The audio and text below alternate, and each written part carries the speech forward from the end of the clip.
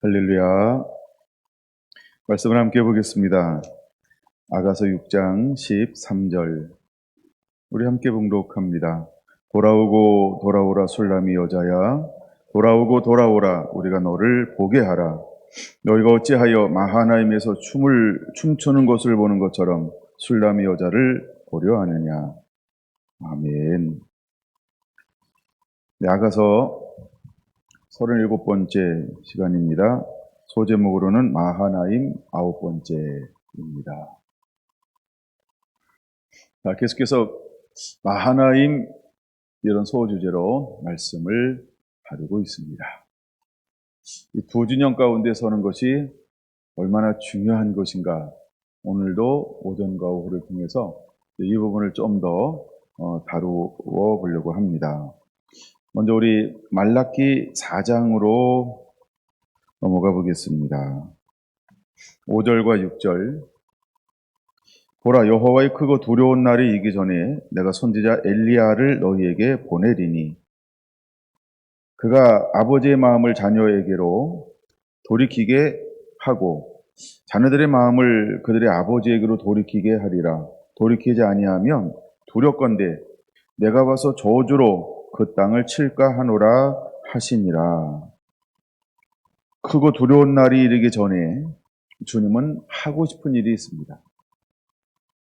크고 두려운 날이 이르기 전에 주님은 하고 싶은 일이 있습니다. 바로 선지자 엘리야를 우리에게 보낼 것이라는 것입니다. 오늘은 아가서 4장 6절에 아니면 2장 17절에 말씀하고 있는 것처럼 날이 저물고 그림자가 사라지기 전에 우리가 올라가야 할 곳이 있다라고 말하고 있습니다. 우리는 날이 저물고 그림자가 사라지기 전에, 즉 마지막 환란이 시작되기 전에 주님이 원하시는 그 모략과 유황의 작은 산으로 올라가야만 하는 것입니다. 주님은 우리를 부르고 있습니다. 자원하는 심정으로, 사랑하는 심정으로, 순종하는 심정으로 한우를 품고 그 주님의 말씀을 따라서 이제 우리는 그분이 원하시는 그곳에 서야만이 다시 오실 주의 길을 예비할 수 있기 때문입니다.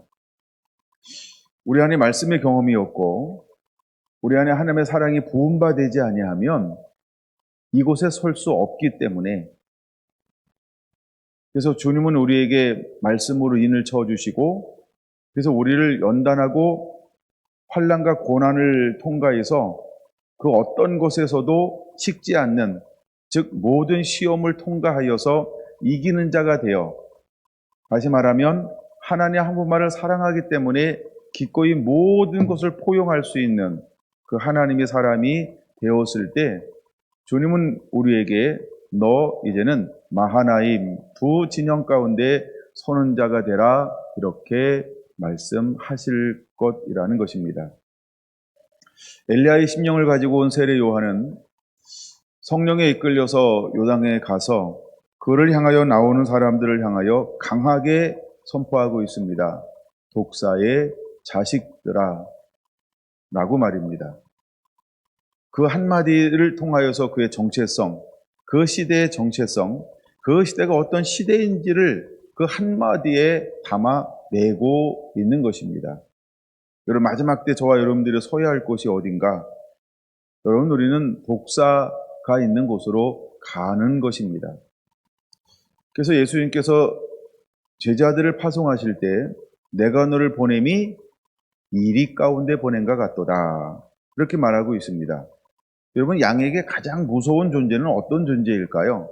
바로 이리라고 하는 겁니다. 근데 주님은 제자들을 파송할 때 마치 양을 이리 가운데 파송한 것 같도다라고 말씀하시면서 그들을 파송하고 있다라고 하는 겁니다. 마태복음 4장에 보면 주님께서 사역을 시작하는데 갈릴리에서 사역을 시작하고 있다는 거예요. 이미 여러분, 우리는 갈릴리를 여러 번 살펴보았습니다. 갈릴리가 어떤 곳이었나요? 사망이 있고 흑암이 있고 죽음의 그늘이 있는 곳, 가장 세속적인 문화로 혼잡되어져 있는 땅 중에 하나가 갈릴리라는 지역이라는 것입니다. 근데 예수님은 사역을 예루살렘에서 하지 않고 또 나사렛에서 처음 시작하지 아니하고 그 사역을 갈릴리에서 처음 시작했다는 겁니다. 여러분, 주님은 추수하기 위해서 우리를 어디에 서게 하실까? 반드시 우리는 두 진영 가운데 서야 한다는 것을 보여주고 있는 것입니다. 근데 오늘 여기 말라기 4장에는 이렇게 시작하고 있다는 거죠. 마음을 돌이키게 하라라고 말입니다. 아버지의 마음을 자녀에게로 돌이키게 하고, 그러면 지금 아버지 마음은 자녀들을 향하여 어떻게 하고 있다는 거예요? 뒤돌아서 있다는 거예요. 그러면 자녀들은 아버지를 향하여 마음이 어떻다는 거예요? 뒤돌아서 있다는 거예요. 아버지도 뒤돌아서 있고 자녀도 뒤돌아서 있고, 여기에는 원인이 있겠죠. 아버지가 자녀들을 향하여 뒤돌아선 이유가 있습니다. 또 자녀들도 아버지를 향하여서 뒤돌아선 이유가 있습니다. 이것을 저는 마지막 결론으로 살펴보기를 볼 것인데, 바로 이 사람들의 마음에는 하나님을 향하여 어떤 마음이 생겼을까? 바로 회의적인 마음이 들어왔다는 것입니다. 마음이 회의적이라는 거예요. 회의적이라고 하는 건 어떤 의미가 있을까요? 의심한다는 거예요. 즉, 나는 믿지 못하겠어. 이런 마음이 생겼다라고 하는 겁니다. 하나님도 자녀들을 향하여 어떤 마음이 있어요? 믿지 못하는 거예요. 근데 자녀들도 하나님을 향하여 어떤 마음을 있어요? 뭐 이래? 우리 하나님 맞아? 날 사랑하는 거 맞아? 날 돕는 거 맞아? 날 인도하는 거 맞아? 에이, 믿을 수 없어. 그래서 하나님은 하나님대로 이스라엘 백성들을 향하여서, 또 자녀는 자녀대로 하나님을 향하여서 회의론이 들어왔다는 거예요. 이것을 보여주고 있는 것이 말라기입니다. 또한 오늘 우리 시대 가운데 교회가 오래되면 오래될수록, 그래서 하나님의 은혜가 넘치면 넘칠수록 우리 가운데 들어와 있는 것이 하나 있다는 거예요. 그게 뭘까요? 회의론이라는 거예요. 이걸 우리는 종교의 영, 이렇게 표현할 수도 있습니다. 신학적 용어로는 외식하는 자와 같다, 이렇게 표현할 수 있어요. 외식하는 자라고 말입니다. 이게 더 알아듣기 쉽게 이런 말이죠. 입술로는 하나님을 찾습니다. 입술로는 다 알아요. 그러니까 우리가 이러잖아요. 말만 살아있다, 이런 표현이에요. 근데 마음으로는 세상을 쫓고 있어요. 입술로는 하나님을 쫓아요. 근데 마음으로는 세상을 쫓아가요. 이것을 우리는 외식한다라고 표현하고 있는 것입니다. 바로 이것이 마태복음 23장에 예수님께서 바리새인과 사두개인들을 향하여서 마치 이렇게 모아놓고 말씀하신 것처럼 23장에는 그런 말씀이 쭉 기록되어져 있다는 거죠. 그 시대에 하나님의 사람들이 어떤 사람인지, 그러면 인자의 때가 마지막 때가 인자의 때와 같다라고 말씀을 예수님께서 하실 때, 그럼 마지막 때에는 또 교회 안에 어떤 현상이 일어날까요? 바로 이것이 회의론이라는 거예요.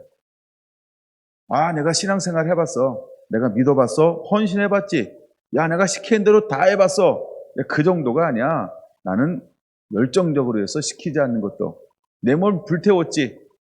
내가 얼마나 열심히 했다고. 야, 내가 전 재산을 다 드렸어. 야, 내가 청춘이 아니고 내 인생을 바쳤다. 50년. 근데 이게 뭐야? 내가 다 해봤는데 이건 아니야. 아닌 것 같아. 이런 사람들이 혹 주변에 있을까요? 이런 사람들을 일컬어서 우리가 이렇게 표현할 수 있어요. 회의론자라고 말입니다. 안 된다는 겁니다. 할 수 없다는 것입니다. 해봤다는 것입니다. 근데 안 된다는 것입니다. 기도해봤고 헌신해봤고 철야해봤고 금식해봤다는 겁니다. 작정도 해봤다는 겁니다. 내가 교회에서 하는 거 다 해봤다는 겁니다. 이렇게 표현할 수도 있겠죠. 교회에서 하는 프로그램을 내가 하나도 빼놓지 않고 다 이미 마스터했다. 라고 이렇게 이야기할 수도 있을 것입니다. 근데 어떤 삶을 살고 있다고요? 내 마음대로 내 뜻대로 뭔가 이뤄놓은 것이 없는 것처럼 보이는 환경. 여기서 오는 것이 뭐냐 하면 해의론인 겁니다. 야, 내가 해봤는데 안 돼. 내가 해봤는데 아니야. 내가 해봤는데 잠깐은 좋을 수 있지. 근데 금방 잃어버려. 나 한번 해봐 너도 나랑 똑같아질 거야. 이걸 우리가 뭐라고 표현한다고요? 해의론이라고 표현하고 있다라는 겁니다. 말라기 1장은 그래서 이렇게 시작하고 있습니다. 2절 같이 한번 볼까요? 여호와께서 이르시되 내가 너희를 사랑하였노라.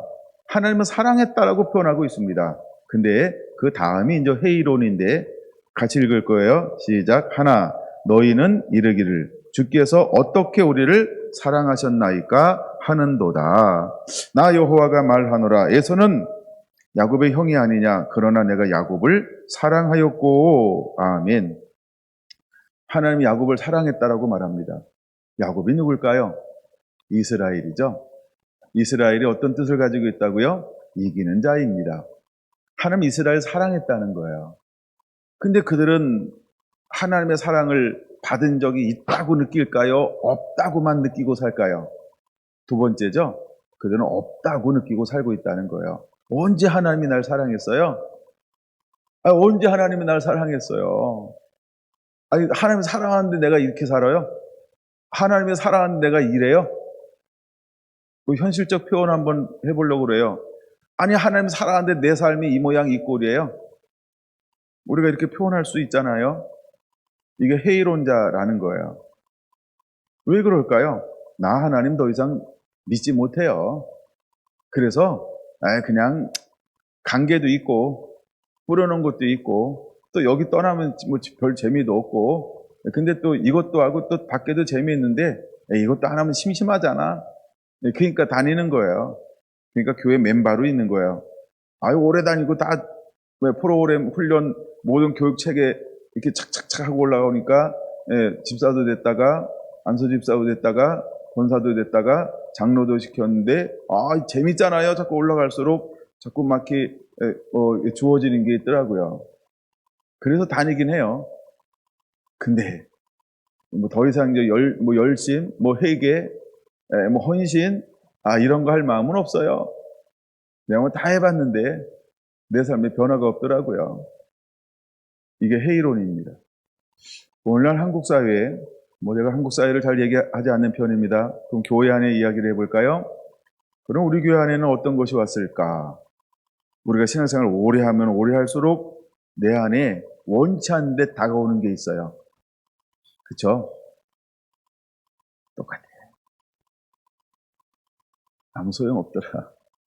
적당히 해, 적당히. 이번에 그거 안 해도 돼. 야, 너 저게도 바쁘잖아. 이게 해이론이라는 거예요. 여러분 어떤가요? 이럴 때 권사님들 쳐다봐야 되는데 오래 되셨으니까. 예. 여러분 교회 안에 무서운 적이 있어요. 이게 해이론이라는 거예요. 믿을 수 없겠다는 거예요. 난 사랑받은 적이 없다는 거예요. 여러분이 몰라서 그렇지 부모가 날 낳으시고 날 안 사랑했을까요? 나는 부모님 사랑을 받아본 적이 없다. 혹시 이런 분 있어요? 자기를 숨기셔서 손 안 드는 거죠? 하여간 우리가 말을 하다 보면 그런 것들이 있어요. 난 아버지의 사랑을 느껴본 적이 없어요. 뭐 이런 거. 난 어머니의 그 사랑을 받아본 적이 없어요. 뭐 이런 거. 그냥 내가 태어나니까 좋아하고 기뻐하기는 했는데 자라면서 난 아버지의 사랑과 어머니의 사랑을 다 잊어버렸어요. 뭐 이렇게 표현할 수도 있어요. 부모 얘기 말고 이제 남편과 아내 한번 얘기해 볼까요? 우리가 연애할 때는 서로 사랑했어요. 신혼 초에 다 그런 거 있잖아요. 뜨겁게 사랑하고 다 그렇게 사는 거 아닌가요? 그 남이 얘기하듯 난 10년쯤 지나봐요. 20년, 한 30년쯤 지나면요. 이제 무뎌져요. 사랑 때문에 사나요? 그냥 사는 거죠. 어떨 때는 애 때문에 살아요. 하고 막 마음에 없는 이야기를요, 자기를 변호하듯 막 쏟아내고 있죠. 오늘 우리 권사님들 이야기가 아니면 좋겠는데, 어떤가요? 예. 이게, 이런 것을 걸어서 우리는 회의론이라고 표현할 수 있어요. 해봤다는 거예요. 살아봤다는 거예요. 경험해 봤다는 거예요. 근데 우리가 앞으로 복음 들고 갈 곳이 어디일까? 회의론에 빠져 있는 사람들일 수 있다는 거예요. 가장 교회와 복음의 적은 어디일까요? 이런 사람이요. 예수님이 땅 가운데 사역할 때 예수님을 가장 어렵게 한 사람들이 누구냐 하면 종교인이라고 우리는 표현하고 있어요. 이 사람들을 성경적 용어로 그냥 유대인들이라는 표현입니다. 흩어져 있는 유대인들, 디아스포라, 그다음에 남아있는 유대인들, 이런 사람들이에요. 남아있는 사람들은 어떤 사람이 바리새인과 사두개인들인데, 이 사람들이 대제사장이었고 서기관이었고 율법 교사였어요. 이 사람들은 지도총을 이루고 있으면서 이스라엘을 이끌어가는 사람들입니다. 근데 이 사람들 속에 어떤 마음이 자리 잡고 있었나요? 바로 이 회의론이 자리 잡고 있었다라고 하는 겁니다. 이때 예수님은 이때 하나님은 어떤 계획을 가지고 있었을까요? 내가 이제, 그래서 아버지도 이들을 향하여서 더 이상 다가갈 수가 없어요. 왜 다가갈 수 없었냐 하면, 이들은요, 하나님을 존중하지 않아요. 3장 18절로 한번 볼까요? 말라기 3장인데, 말라기 3장 18절, 17절, 16절부터 18절 한번 볼게요. 16절. 그때 여호와를 경외하는 자들이 피차에 말하며 여호와께서 그것을 분명히 들으시고 1. 여호와를 경외하는 자와 2. 그 이름을 존중히 여기는 자를 위하여 라고 말하고 있습니다. 근데 이스라엘 사회 가운데 무엇을 잃어버리고 있냐면 이 두 가지를 잃어버리고 있다는 거예요. 뭘 잃어버렸다고요? 여호와를 경외하는 것을 잃어버렸고, 두 번째는 이름을 존중하지 않아요. 이름은 그 사람의 전부죠. 그러니까 하나님을 존중하지 않는 거예요. 하나님을 귀하게 여기지 않아요. 그래서 하나님을 향하여 어떻게 했을까요? 성경에는 여러 가지 단어가 있는데 멸시했다 이렇게 표현하기도 합니다. 1장에 보면은 이 부분을 어떻게 소개하고 있을까요? 사람들이 그를 너무 멀리 떠나버렸어요. 멸시하고. 하나님은 무엇을 하기를 원했을까요? 하나님 이스라엘 백성들이 어떻게 섬겨내기를 원했을까? 그러면 2장 5절로 한번 보겠습니다. 2장 5절 하나님은 어떻게 보기를 원했을까요? 레위와 세운 나의 언약은 생명과 평강의 언약이라 내가 이것들을 그에게 준 것은 그로 경외하게 하려 함이니라. 그가 나를 경외하고 내 이름을 두려워하기를 원했던 거예요. 여기서 말하는 두려움은 경외라는 말과 같은 말인데 이름을 존중히 여기라 이 말입니다. 그를 존중하라는 의미인 것입니다. 그의 입에는 뭐가 있어야 돼요? 진리의 법, 하나님의 말씀이 있어야 한다는 거예요. 그의 입술에는 불의함이 없어야 한다는 게, 거짓, 속이는 거, 이게 없어야 되는 거, 속이는 거, 이게 없어야 된다는 거예요. 그래서 그가 가는 곳에 무엇이 나타나야 됩니까? 화평함과 정직함. 그래서 예수님과 동행하며 네 번째 굉장히 중요한 거죠. 많은 사람들을 돌이키게 죄악에서 떠나게 하였느니라. 하나님이 마지막에 이걸 기대하는 거예요. 우리가 하나님을 경외하고 하나님의 이름을 존중히 여기면서 우리 입술에는 정직함이 있어요. 우리의 안은 하나님의 말씀이 있어요. 그걸 가지고 어떤 삶을 살라라고 말하고 있는 거예요. 많은 사람들을 죄악에서 떠나게 하는 삶. 하나님이 우리에게 이것을 기대하는 거죠. 그런데 그들은 실제로 무엇을 잃어버렸을까요? 8절과 9절입니다. 너희는 옳은 길에서 떠나. 이것이 그 시대의 이스라엘 백성들이에요. 왜 하나님이 마음을 백성들에게서 등을 돌렸을까요? 왜 아버지 하나님이 마음이 백성들에게서 떠났을까요? 그래서 마지막 때 하나님이 하고 싶은 일이 뭐라고요? 엘리야를 하나님 선자를 보내서 아버지의 마음을 아들에게로 돌이키고 이렇게 말하고 있어요. 그러니까 아버지도 돌아서 있고 아들도 돌아서 있어요. 그러면 아버지와 아들 사이에 무엇이 생겼을까요? 비트윈이 생긴 거죠. 사이가 생긴 거예요. 이거를 마지막에 나오는 3장 18절에 두 번이나 이제 영어 성경 구원은 이거를 비트윈이라고 번역을 했어요. 이게 뭐냐면 너희가 돌아와서 의인과 악인을 분별하고를 이거를 뭐뭐 사이 이렇게 번역을 했어요. 그 비트윈이라는 단어입니다. 뭐뭐 사이. 두 진영이 뭐예요? 이쪽 어둠과 빛 사이. 이제 하나님은 우리가 어디에 서길 원하는 거예요? 악인과 선인의 그 사이에 서길 원하는 거죠. 그 다음에 두 번째, 하나님을 섬기는 자와 섬기지 않는 자 그 사이에서 뭐 하는 거예요? 분별하고 이 사이에 서길 원하는 거예요. 이 사람이 누구냐 하면 엘리야를 보내겠다는 거예요. 그럼 신약에는 엘리야가 누구였어요? 그 엘리야의 심령과 능력으로 온 세례 요한이었어요. 그럼 마지막 때는 이 사이에 설 사람이 누굴까요? 또다시 하나님은 마지막 주께서 신랑으로 오실 때 엘리야의 심령과 능력을 부어줄 거예요. 이 사람들이 누굴까요? 바로 주님의 신부라고 저는 표현하고 있는 것입니다. 이 사람들이 두 진영 가운데 서게 될 거라는 것입니다. 그럼 이들은 무엇을 겸비하고 있어야 할까요? 2장 5절 우리가 이것을 겸비하고 있어야 한다는 거예요. 우리가 이런 사람이 되기를 원합니다. 그래서 이 사람들을 통해서 주님이 6절 하고 싶은 게 뭐라고요? 2장 6절 많은 사람들을 돌이켜 죄악에서 떠나게 하는 거예요. 그럼 죄악에서 떠나면 이들이 어디로 올까요? 빛 가운데로 생명 가운데로 돌아오게 하고 싶다. 이것이 하나님이 우리를 향하여 가지고 있는 계획이라고 하는 것입니다. 근데 그 당시에 사람들이 뭘 하고 있냐 하면 8절에 보면 옳은 길을 떠났어요. 많은 사람들이 율법을 거스렸어요. 그 다음에 언약을 깨트렸어요. 9절 하나님의 길을 지키지 않았어요. 율법을 행할 때 사람에게 치우쳐 행했어요. 그래서 사울 왕처럼 사람의 눈치를 더 보았다라는 말이에요. 그래서 그들이 뭐 했냐면 모든 백성 앞에서 멸시와 천대를 당하게 하였다 이렇게 말하고 있는 거예요. 왜? 원인이 있으니까 하나님은 너희들이 나를 싫어하고 너희들이 나를 가까이 하지 않으니까 나도 너를 어떻게 했다는 거예요?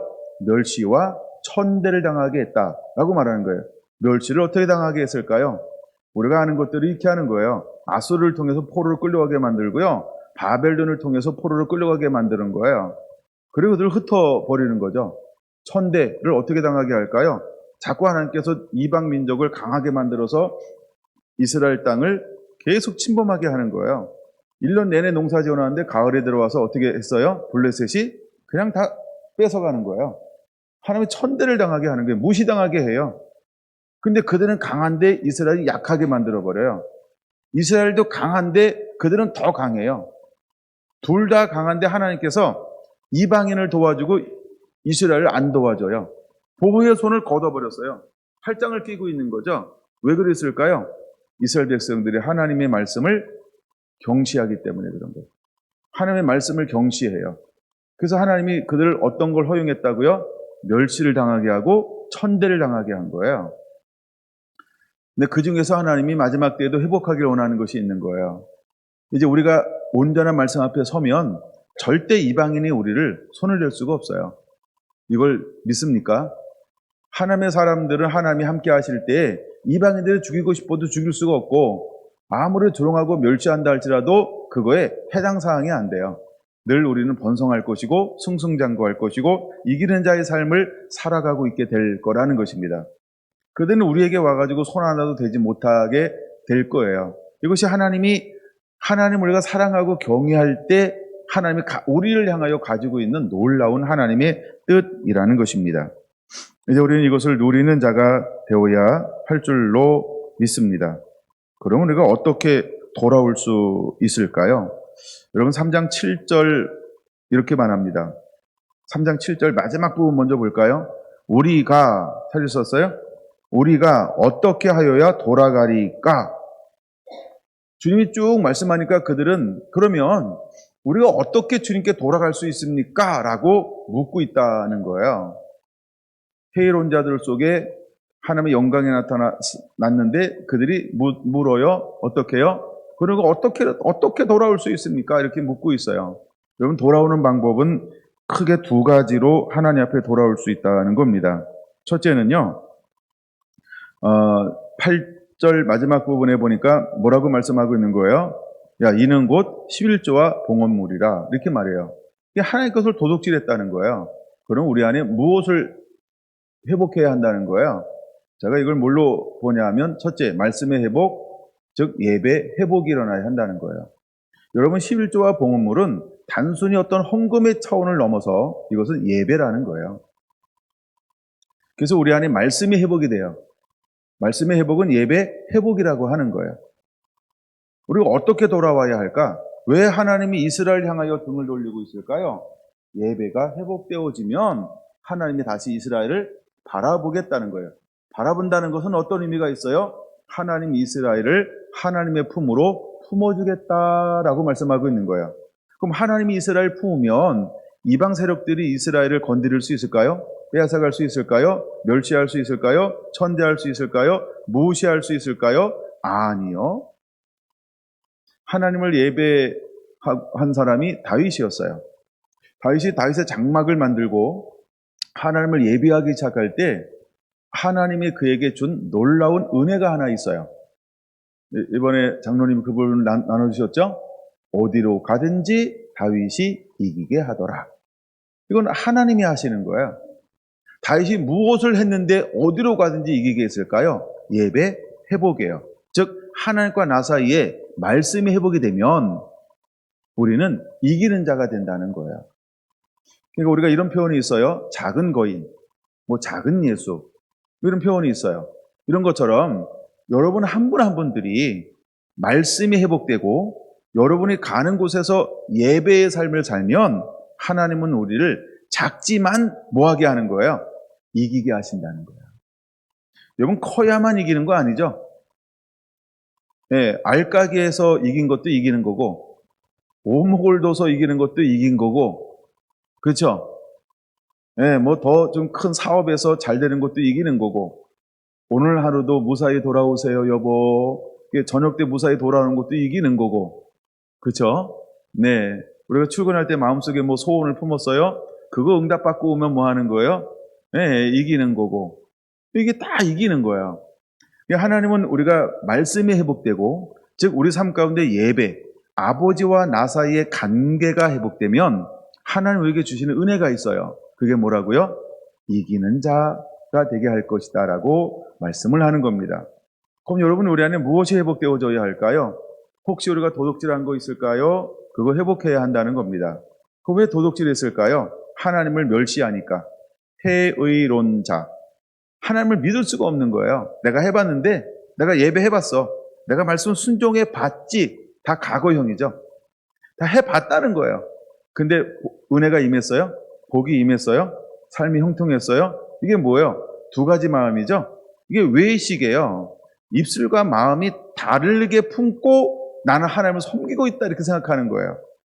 그래서 하나님이 안 주니까 내 마음에 뭐가 자꾸 저축이 돼요? 회의론. 해봤더니 안 되더라. 해봤더니 안 되더라. 기도해봤는데 응답 없더라. 자꾸 안 되는 것만 수집하고 있는 회의론자들이 있을 수 있어요. 여러분 어떤가요? 하나님은 이런 사람들을 통해서 일하기 힘들어 하실 겁니다. 나중에 시간 되면 좀 더 살펴볼 거고요. 두 번째는 뭐가 우리 안에 회복되어져야 할까요? 말라기 3장 14절입니다. 말라기 3장 14절 보면 이제 주님께서 우리에게 뭐가 회복되기를 원할까요? 14절 한번 같이 읽어볼까요? 이는 너희가 말하기를 하나님을 섬기는 것이 헛되다 하니 라고 말하고 있습니다. 근데 헛되다고 표현하고 있어요. 이게 회의론이라는 거예요. 하나님을 섬기는 것이 헛되다라고 그들은 알고 있는 거예요. 아니 교회 안에 있는 그렇게 오래 다녔던 사람들이 그렇게 신앙이 좋다라고 밖에서는 목사님이라고 장로님이라고 권사님이라고 막 다 집사님이라고 다 이런 칭호를 받으면서도 실제 아버지와 나 사이에 또 성도들끼리는 모이면 뭐예요? 에이 소용없어 이렇게 표현할 수도 있다는 거죠. 여러분 이야기는 아니죠? 뜨끔하는 분이 안 보이시네. 예. 자, 하나님을 섬기는 것이, 섬긴다. 이게 영어로는 예배입니다. 이 하나님을 예배가 원래 서비스거든요. 예, 그래서 하나님을 예배하는 것이 뭐하다고요? 섬기는 것이 헛되다는 거예요. 내가 하나님을 섬겼는데 변화가 없어. 똑같아. 야, 더 힘들더라, 야. 이거 이 주일날 차라리 쉬기나 할 걸, 이 얼굴 도장 찍고 하는 게 보통 여간 힘든 게 아니야. 뭐 우리가 이렇게 표현할 수도 있고 막 이래요. 그러니까 속으로는 뭐 하는 거예요? 마음은 헛되다. 근데 행동으로는 나와 앉아 있어. 이럴 수 있어요. 이게 해이로운 자예요. 좀 더 볼까요? 15절입니다. 근데 아무 유익이 없다라고 그들이 말하죠. 그렇죠? 그렇게 섬겼는데 아무 유익이 없다고 말하죠. 근데도 불구하고 스스로 뭐라고 이야기하며 살까요? 15절 참 재밌는 것 같아요. 첫째, 교만한 자가 복이 있다. 그래도 다녀. 복 있어. 이렇게 악을 행하는 자가 뭐 할 것이다? 번성할 거야. 하나님이 원하는 방법이 아닌데도 불구하고 뭐 할 거라고 자꾸 서로 격려하고 위로하고 있어요? 잘 될 거야. 풍성할 거야. 형통할 거야. 괜찮아. 나도 그래. 내가 하는 목사님도 그런 거 있더라. 그러니까 뭐 이렇게 서로 위안을 하는 거죠. 세 번째 뭐라고 이야기할까요? 하나님을 시험하는 자는 화를 면한다. 하나님을 시험하는데도요, 화를 면하는 걸 강조하고 있어요. 하나님이 유예하는 거죠. 하나님의 궁일이 여겨주는 거죠. 근데 그걸 뭐라고 표현한다고요? 야, 내가 하나님을 시험했는데 하나님이 화를 안 내셨어. 그래? 나도 한번 해볼까? 이러면서 이제 무뎌지기 시작을 하는 거죠. 그래서 이런 세 가지의 결과가 우리한테 다가온다라고 하는 겁니다. 근데 하나님 우리에게 뭘 원하신다고요? 16절 두 가지를 원한다 그랬죠. 첫째, 하나님을 경외하는 것. 둘째, 하나님의 이름을 존중히 여기는 것을 원한다라는 겁니다. 여러분, 하나님은 우리가 언약을 중시하는 걸 원합니다. 율법과 명령과 규례를 지켜 행하는 것을 원하고 있습니다. 하나님은 하나님 말씀을 마음에 품고 실천하는 것을 원하고 있습니다. 자, 이제 중요한 단어가 드디어 나옵니다. 우리가 이렇게 살 때 하나님은 우리를 무엇으로 삼겠다라고 말하고 있는 걸까요? 세쿨라. 이렇게 한번 적어놓으세요. 세. 적으셨나요? 굴라. 세굴라. 이 말이 뭐냐 하면 소유. 이 말이에요. 내가 너를 특별한 소유로 삼을 것이다. 라고 하나님이 말씀하고 있어요. 그럼 결국 하나님은 어떤 사람을 지금 원하는 거예요? 또 이스라엘 백성들이 어떤 백성이 되기를 원하는 거예요? 그 다음에 세 번째, 오늘날 우리 교회가 어떤 교회가 되기를 원하는 걸까요? 저와 여러분들이 어떤 교회이기를 주님이 원하는 걸까요? 세굴라, 특별한 소유로 삼을 수 있는 사람이 되기를 원하는 거예요. 하나님은 어떤 사람을 찾고 있어요? 특별한 소유로 삼을 사람을 찾고 있는 거예요. 이 특별한 사람만이 어디에 설 수 있기 때문에 18절 의인과 악인을 분별이 아까 얘기했죠. between 뭐뭐 사이에 라고 말입니다. 이게 두 진영 가운데 설 수 있는 사람이 된다는 거예요. 특별한 소유로 하나님이 여기는 사람만이 두 진영 가운데 설 수 있다는 거예요. 그래서 오늘 다시 한번 말라기를 다시 한번 보는 거예요. 그 다음에 하나님을 섬기는 자와 섬기지 않는 자를 분별할 수 있는 그 두 사이에 하나님이 세우고 싶어 한다는 거예요. 누구를? 하나님의 세굴라, 특별한 소유로 삼은 사람만이 두 진영 가운데 설 수 있기 때문이라는 거예요.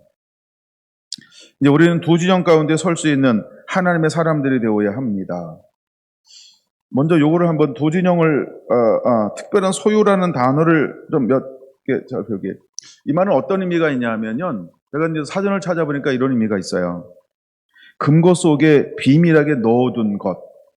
금고 속에 비밀하게 넣어둔 것. 이게 세굴라.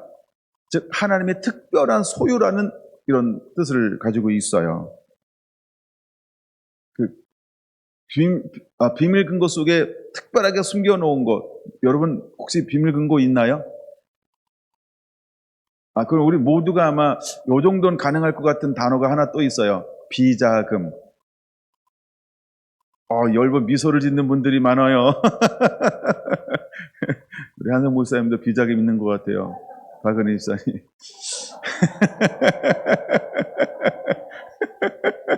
자, 이 단어가 하나님의 특별한 소유라는 단어라는 거예요. 그러니까 비밀 속에 아직 감춰놨다는 거예요. 숨겨놓았다는 거예요. 그 때가 되면 뭐 할 거예요? 금고를 열어서 끄집어낼 거라는 거죠. 끄집어내서 뭐 할까요? 선인과 악인 사이에 세울 거예요. 두 진영 가운데 세울 거라는 거예요. 하나님을 섬기는 자와 섬기지 않는 두 사이에 세울 거예요. 이 사람을 하나님은 특별한 소유라는 단어를 쓰고 있는 거죠. 이 세굴라라는 언어를 제가 쫓아가 봤더니 신명기 7장 6절 보겠습니다. 신명기 7장 6절 한번 볼까요? 신명기 7장 6절. 거기 보면 이런 단어가 하나 나와요. 너는 여호와 내 하나님의 성민. 성민이라는 이 단어가 특별한 소유라는 단어예요.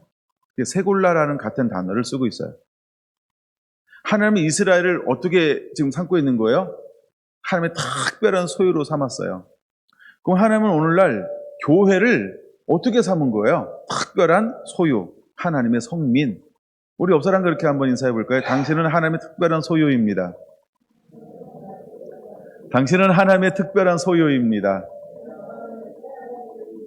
할렐루야. 여러분, 우리의 존재가 무엇이 되어야 할까요? 하나님의 특별한 소유. 비밀 속에 아직까지도 이렇게 넣어놓은, 때가 되면 하나님께서 문을 열고 드러낼 비밀한 비자금은 언제 쓰는 거예요? 꼭 한 번 하면 안 되겠죠? 꼭 한 3번 정도 꼭 필요할 때겠죠?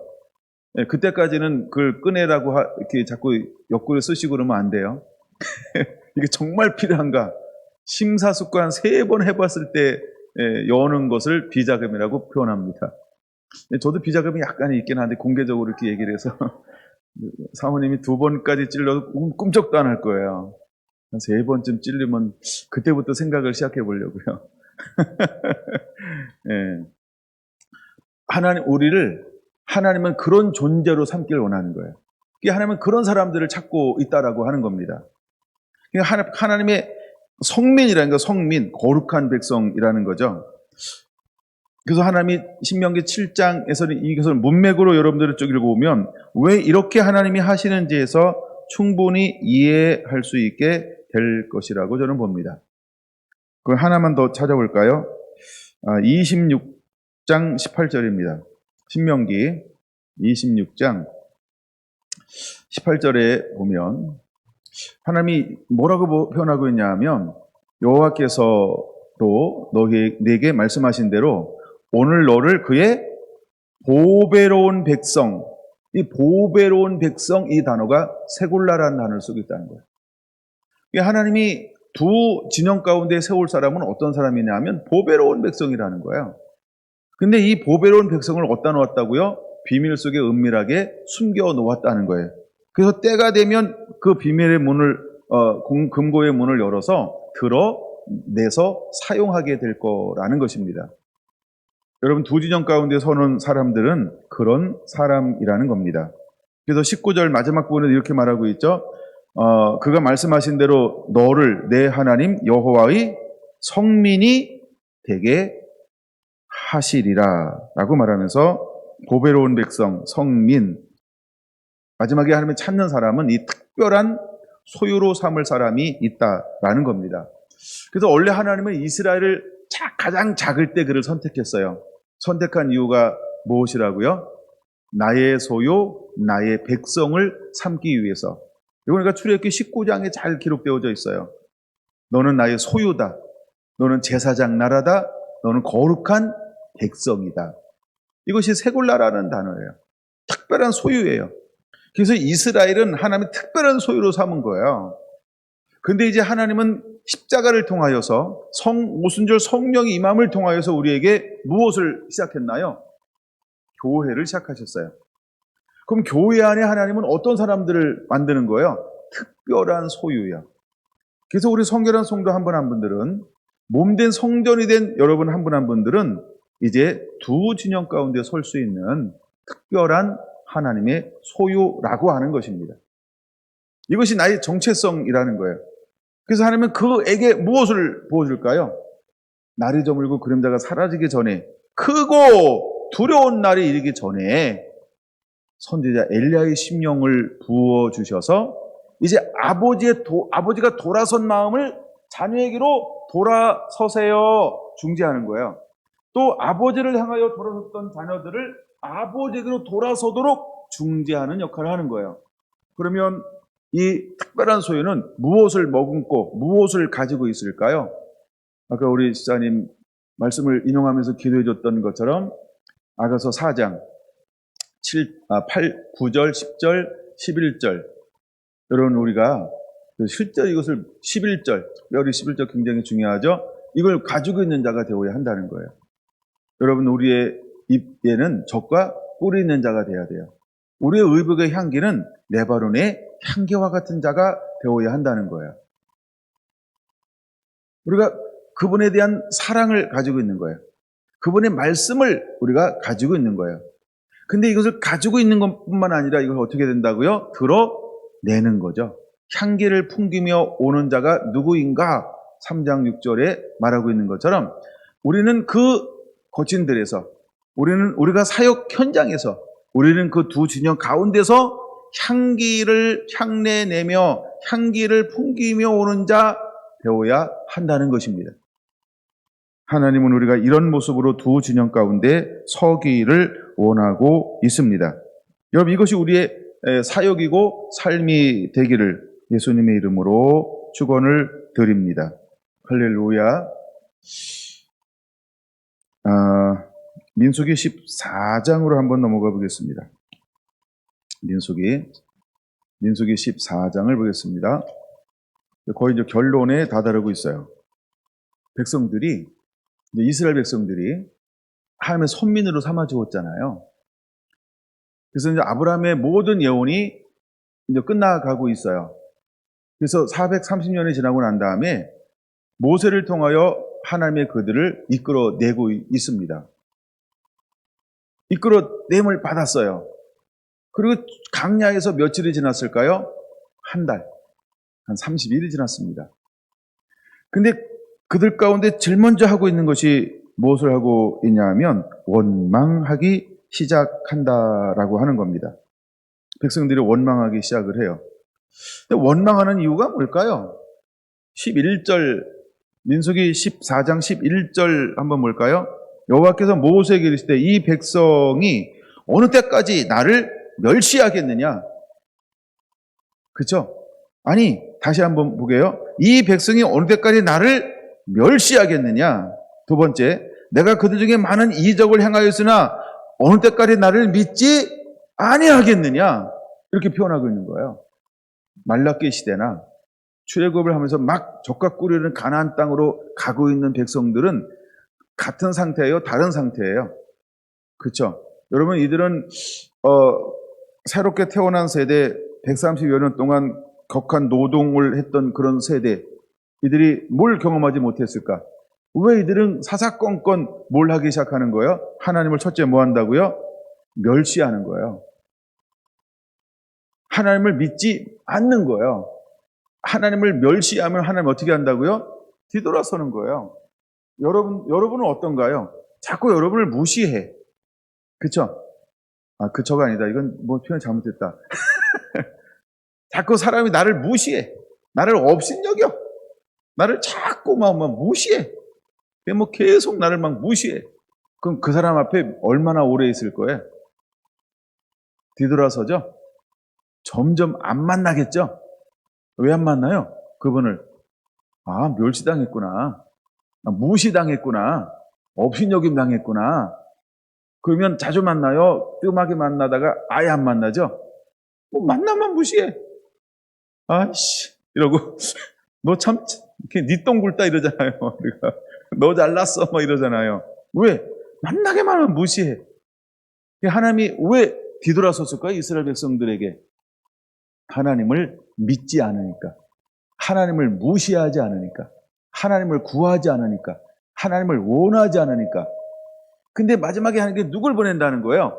날이 저물고 크고 두려운 날이 이르기 전에. 이게 말라기 4장 5절이죠. 크고 두려운 날이 오기 전에. 그 두 번째, 그들은 하나님을 향하여 어떤 걸 자꾸 하나요? 믿지 않았다. 세 번째를 뭘로 볼까? 27절로 한번 가볼게요. 27절 뭐라고 말할까요? 여호와께서 모세와 아론에게 말씀하여 이르되 나를 원망하는 이 악한 회중에게 내가 어느 때까지 참으랴. 하나님 지금 참고 있는 거예요. 그렇죠? 아직 뒤돌아서지 않았어요. 이스라엘 자손이 나를 향하여 원망하는 바, 그 원망하는 말을 내가 들었노라. 이렇게 말하고 있는 거예요. 자꾸 이스라엘 백성들이 하나님을 뭐예요? 싫대? 언제 사랑했니? 뭘 도와줬니? 내 힘으로 했지. 내가 다 했지. 내가 원할 때 하나님은 아무것도 안 줬잖아요. 이러면서 자꾸 하나님을 뭐 한다고요? 원망하는 거예요. 하나 더 있어요. 보는 김에 하나 더 볼 거예요. 35절이요. 나 여호와가 말하였거니와 모여 나를 거역하는 이 악한 온 회중에게 내가 반드시 이같이 행하리니. 이렇게 말하고 있어요. 하나님을 뭐 한다고요? 나 이제 하나님 싫어요. 에이, 하나님 이제 싫어요. 내가 다 해봤어요. 에이, 또 나 속일 거죠. 아이, 또 아무거 응답하지 않을 거죠. 속아봤다는 거예요. 하나님을 거역하는 거예요, 이제는. 이제 더 이상, 아이들 더 이상 안 들을래요. 거역이요. 이게 지금 이스라엘이라는 거예요. 말라기 시대의 선지자가 그들을 향하여 외칠 때 그들의 상태라는 거예요. 그럼 말라기 시대에 있었던 이 네 가지 특징은 또 언제 나타날 거라고요? 네 가지가 뭔지 아시나요? 첫째, 하나님을 멸시한다. 둘째, 하나님을 믿지 않는다. 셋째, 하나님을 원망한다. 넷째는 하나님을 거역한다. 이게 언제 또 나타날 거라고요? 마지막 때, 지금이요. 지금 전 세계적으로 교회가 식어지고 있어요. 지금 전 세계적으로 교회가 복음화가 잘 안 된다고 말하고 있어요. 선교가 잘 안 돼. 전도하는 게 너무 힘들고 어렵다는 거예요. 그러니까 계속해서 전도의 방법이 막 바뀌고 있어요. 근데 전도가 안 되는 시대에 들어섰다. 이미 이렇게 우리는 보고 있어요. 한국도. 특히 여러분 한국에 전도하는 게 너무너무 힘들다는 거예요. 왜 힘드냐? 이 네 가지 때문에 그런 거예요. 사람들이 하나님을 멸시해, 교회를 멸시해요. 이제는 목사님 이러면 쳐다보지도 않잖아요. 여러분 목사님 이러면 정말 인기 없어요. 여러분들 목사님 그러면 존중해 주죠? 왜 대답을 안 하시는 거예요? 내가 당할 뻔했어요. 네. 서울에서 크게 얘기했죠? 역시 서울셀, 서울비전센터 우리 성도님들 최고예요. 할렐루야. 네, 또 우리 윤혁경 목사님 크게 했을 거예요. 아멘. 두 번째, 오늘 서울에 김미석 시사님도 있었는데 아멘 했는지 모르겠어요. 자, 두 번째가 나를 믿지 아니하며 하나님을 안 믿어요. 세 번째, 하나님을 원망해요. 네 번째, 하나님을 거역해요. 우리가 이런 시대에 살고 있어요. 우리가 복음의 현장, 삶의 현장 나가면 실제로 이 네 가지를 다 느낄 수 있죠. 이제 우리 교회 다닌다 이러면 이미 우리가 코로나 때문에 그런 게 아니고요. 계속 사회 분위기가 교회를 점점 좁혀가고 있는 것처럼 이렇게 보이는 분위기 우리가 스스로 느끼고 또 우리가 만들어요. 사실 사람들은 우리에게 별 관심이 없어요. 솔직히 말하면. 그래요, 안 그래요? 그쵸? 근데 우리끼리 자꾸 담장을 높이고 또 이렇게 견고하게 만들고 있는 거죠. 사람들이 싫어해, 사람들이 싫어해, 사람들이 싫어해라고 내가 스스로 벽을 쌓고 있는 거예요. 누가 여러분 교회 얘기를 그렇게 많이 하겠어요? 남의 얘기를. 자기 얘기도 아닌데. 그렇죠? 교회 안에서만 그렇게 얘기하는 거예요. 그럼 교회 안에 사단이 와서 뭘 뿌려놓은 거예요? 가라지요. 거짓 소문요. 왜? 자꾸 중상모략 분열시켜라. 우리끼리 자중질환이 일어나는 거예요. 근데 우리끼리 자중질환이 일어나서 사탄이 우리 교회 안에 뭘 뿌려놨다고요? 첫째, 하나님을 멸시해라. 둘째, 하나님을 믿지 말아라. 셋째, 하나님을 원망해라. 넷째, 하나님을 거역하라. 물론 분위기 좀 있는 건 맞아요. 근데 더 중요한 건 우리끼리 이미 내 마음에 뭐가 있어요? 안 된다, 힘들다, 어렵다. 이게 그냥 있어요. 정주영 회장님이 했잖아요. 임자, 해봤어? 이거요. 아니, 우리 전도 현장에, 사역의 현장, 삶의 현장에 가서 도닥쳐버리지 않고 우리 스스로 우리끼리 뭐라고 이야기하는 거예요? 우리는 어렵고 힘들고 멸시받고 천대받고 조롱받는다. 이렇게 생각하는 거예요. 그러니까 이 마음을 가지고 가니까 될까요? 안 될까요? 안 되겠죠? 제가 이 강조하는 이유는 오후에 이제 그 다음 걸 풀어놓을 거예요. 우리가 정말 필요한 게 있어요. 우리가 정말 필요한 게 있어요. 그거는 이제 오후에 나눌 겁니다. 그게 뭘까요? 그래서 주님은 우리에게 오셔서 말씀으로 인을 치는 거예요. 우리가 이걸 이길 수 있는 방법은 하나밖에 없어요. 그게 뭘까요? 사랑하는 것 외에는 없습니다. 불법이 성할 때 뭐가 식어진다 그랬어요? 사랑이 식어져요. 그럼 이게 전부 불법이잖아요. 고역해요. 멸시해요. 조롱해요. 믿지 않아요. 원망해요. 이 전부 불법이죠. 그래서 아버지도 아들을 향하여 돌아서 있고 아들도 아버지를 향하여 돌아서 있어요. 왜? 아들은 서운하고 아버지도 서운한 거예요. 왜? 얘가 내 말을 안 들어 이래요. 아들은 뭐라 그래요? 아버지가 나를 안 도와줘. 버린 자식인가 봐. 애서요, 애서. 예, 이게 말라기 1장 3절이에요. 야곱은 사랑하고 에서는 미워했다 이렇게요. 근데 하나님께 다 미워했다는 거예요. 그들이 뭐라고 생각해요? 언제 날 사랑했냐는 거죠. 그래서 오후에는 이것을 회복하는 방법은 하나님이 이미 답은 준 거예요. 우리가 이것을 잘 어렵게 생각하고 잘 못하는 부분이 있어서 그런 거예요. 근데 하나님이 마지막에 쓰는 사람은 어떤 사람을 쓸까요? 사랑하는 사람이에요. 여러분, 이제 우리가 이렇게 준비되고 일어나야 두 진영 가운데서 주님의 신부로 온전히 아주 영광스럽게 쓰임받을 수 있게 될 것입니다. 여러분, 한 분 한 분이 그런 주인공이 되기를 예수님의 이름으로 축원합니다. 아멘.